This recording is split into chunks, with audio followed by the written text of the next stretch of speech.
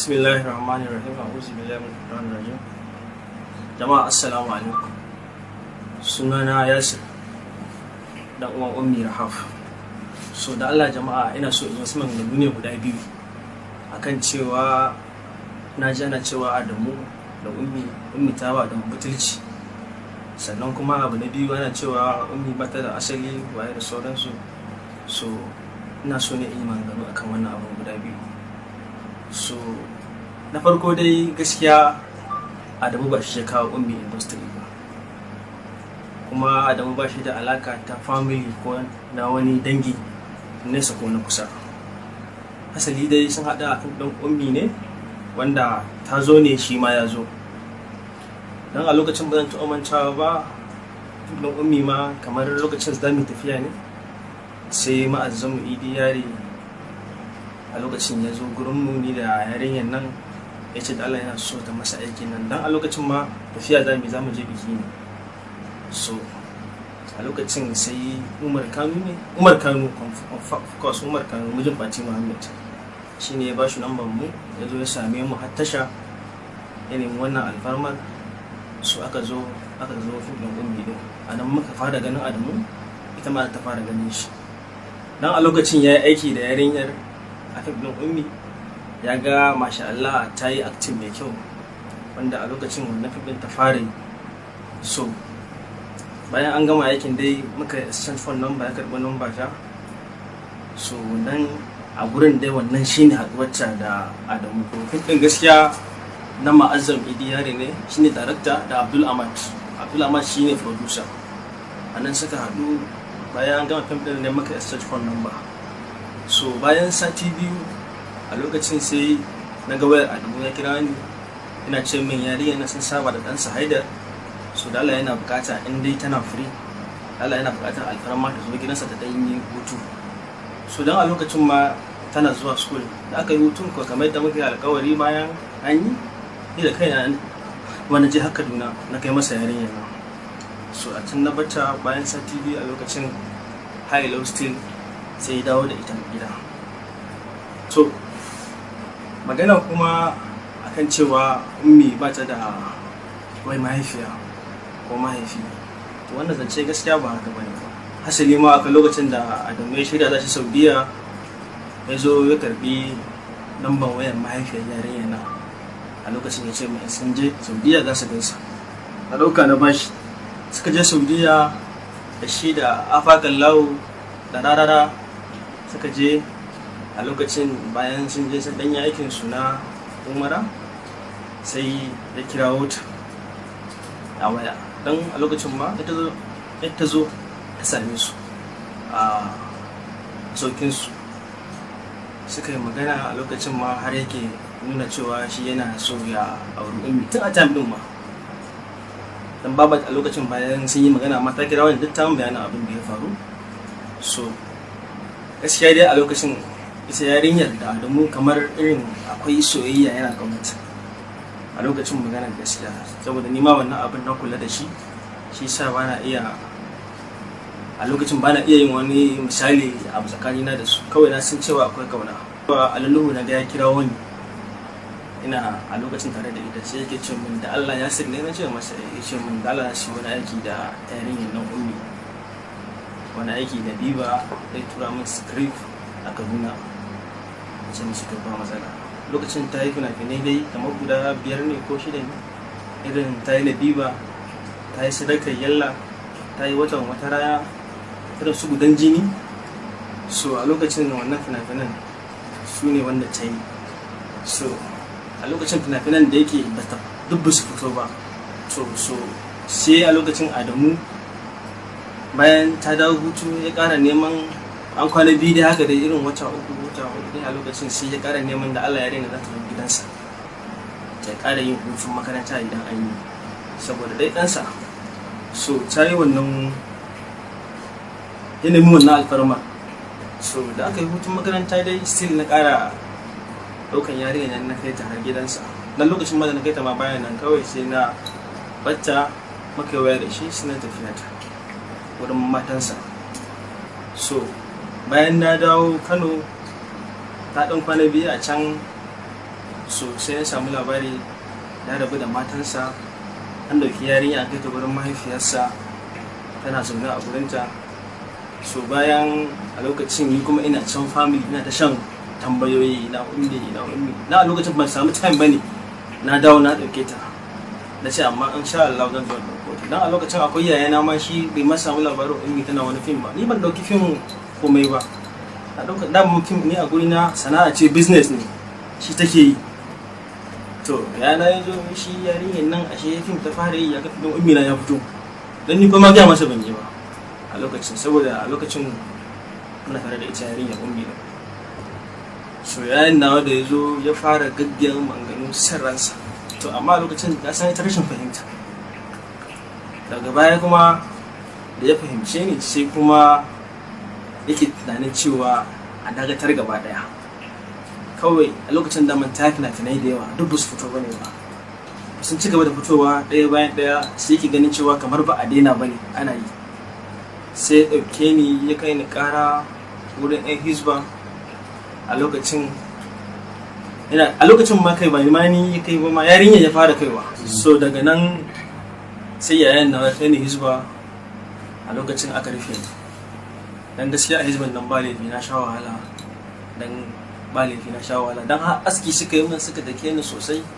Daga ƙarshe shi yayan nawa ma haka din ya ga dai ban yi laushi ba, kes ne ya ɗauke shi ya kai shi NAFTIF kamar human right. Aka je can ma dai suka kulle ni, akalla na kai kamar sati 3 a kulle. So a lokacin ita ma yarinyar tana hannunsu, kuma sun yi invited dan Adamu ya zo da Umar Kanu da su Fati Muhammad, amma dai duk ba wai sun zo bane saboda an kira su akan wani abu wanda ya taɓa mutuncin su ko waye, kawai dai ana so a dan tambaye su ne issues na game da ita yarinyar nan. So a lokacin dai sati na 3 ta kuma yarinyar ta kai ma wata a hannunsu, don ba zan taɓa mantawa ba da suka kira Adamu ya zo, su NAFTIF din suke kokarin nuna wa yarinyar ma irin kamar ai ana ce musu ai ba ta da wani gata ko waye, suke so lallai sai sun damƙa yarinyar a hannun Adamu ta ci gaba da zama. Aka kirawo mamana, aka kirawo Adamu, lokacin ni ba na magurin saboda lokacin ban yi aure ba. Aka tambayi yarinya, ke goma ake zauna? Yarinya ta ce ita za su zauna a gurin Yasir, saboda Yasir tare aka san mu da ita tun tana karama. Ni na yi ɗawainiya da yarinyar nan, na kai ta makaranta boko, na kai ta islamiyya, duk wani irin kamar rashin lafiya asibiti din ni ne dai, tun a time din ma, tun ma kafin ta fara, har ma ta zo ta fara, har ma yanzu. So ni abin da nake so in fahimtar da mutane, maganar gaskiya Adamu ba shi da alaka da yarinya, ko ta nesa ko ta kusa. Bayan hukuma sun ba mu dokoki, so a lokacin yarinyar ta bace a industry, ni ma na bace. To gaskiya a wannan shekara 7, ni gaskiya ban san wani abu da Adamu ya tura wa yarinyar nan ba, ko kuma ni ya tura mu ya ce in bata. Bai san ɗawainiyarta ba, bai san cinta ba, bai san shanta ba, bai san suturarta ba ko rashin lafiya da sauran wasu abubuwa na cikin rayuwarta. So a wannan shekarun, irin an shiga shekara na 8, Adamu ya kirawo ni a waya, yake ce min da Allah yarinyar nan yana so zai yi wani aiki da ita, fim ɗin ya yi reserve da ummi. To a lokacin ummi ba ta kai wanda ya ci gaskiya, sai na ce gaskiya ka yi haƙuri, don ni ba na ma iya kira sunan shi saboda ina ganin mutuncinsa, ko in ce masa prince ko in ce masa yallaɓai, abinda nake gaya masa kenan a lokacin. Sai na ce ka yi haƙuri, na san ummi yau ni ba abin da zan iya akan wannan abu, saboda ba ta kai wanda ya ci ba. Na san ta kai wanda ya ci, ko in barta ko bana, ko kuma ka in barta ko bana raye, na san in ta yi sha'awa za ta iya yi. So na ba shi haƙuri dai a lokacin, ya ce min to ba matsala. So bayan kuma ha'ilau an ƙara shekara 1 ne, sai Adamu ya kira ni akan maganar ummi still, akan ummi in mata da manema shi yana so zai aure ta. A lokacin ba zan manta ba, ina Katsina, kira da waya muka yi magana da shi, fahimta. Da yin magana auren nan a lokacin na san dama yarinyar ba da ke ba, saboda a lokacin tana kauna sa ba laifi. Sai na kirawo Umar Kano da ke ce masa kaji ga abin da Adam bai ce. Sai ya ce in da gaske ne ai daman hakan ya fi, tunda aure shine mutunci ya mace. Sai na ce masa ni ma dai abin da nake so kenan, saboda na fi son ummi ma ta yi aure a kafin ɗin nan wallahi. Sai ya ce min ba matsala, ka tabbatar da hakan. Muka ƙara magana da Adamu dai muna ta waya dai akai akan maganar auren yarinyar. Har na zo gida ma nake cewa ummi kin ji ta ce min wallahi yaya ba matsala. Ai na san ba za ka yi abin da tuce ne. Na ce a da wani yadda nake kaunaki haka shi ma nake kaunaki. To lokacin yake ce min idan za a yi aure, in zai aure yarinyar nan ya baya buƙatar a yi fati ko a yi wani dina. Na ce to ai wannan daman duk ba shi ne aure ba, kawai dai aure ina buƙatar a sa manya a ciki, a ba da sadaki, a zo a yi aure. Sai yake ce min ba matsala, sai yake ce min mamansa za ta zo Kano. In ta zo Kano ummi za ta je, za su gaisa, za kuma su yi wasu maganganu wanda ni a lokacin ma ban san me suke yi ba. So lokacin mai still ina Katsina, sai ummi na kirawo maman ma a waya. Lokacin ma ba waya a hannun ummi, na kira maman ma a waya na ce ta bani ummi, ta bani ita. Na gaya mata cikin ji za ki je can gurin mahaifiyar Adamu, amma kake je ki kadai, ki dauki Hafsa ya aiki sai ku je tare. So sai ta dauki Hafsa suka tafi. Bayan sun je ban san dai me suka tattauna ba. Bayan sun dawo mun ƙara waya da shi, ki ce min ai ta je sun gaisa da mama. So da Allah yana buƙatar a yi abin a sa rana. Kin ce mai ba matsala, ai kai abin yana wurin ka, saboda na san cewa ba za ka tushe yarinyar nan ba, kuma ina muku fatan alkhairi. So ni dai a lokacin Adamu mun gama magana da shi akan cewa zai turo manyansa, dan har manya na ma na gaya wani makaina wanda suke matsayin iyaye a gurin mu, daga ni har yarinya. Na lokacin dan attempt din ba zan iya karɓar manyansa ba a lokacin. Ni na gaya mahaifina da mahaifiyata suka ce ba matsala, Allah ga wasu. Maganar mu ta ƙarshe kenan akan zai turo manyansa. Mun sa lokaci da shi, lokacin ya zo Adamu bai kirawo ni ba, ban kuma ga manyansa ba. Da dai har zan kirawo shi, so dai ban kirawo shi ba dai gaskiya.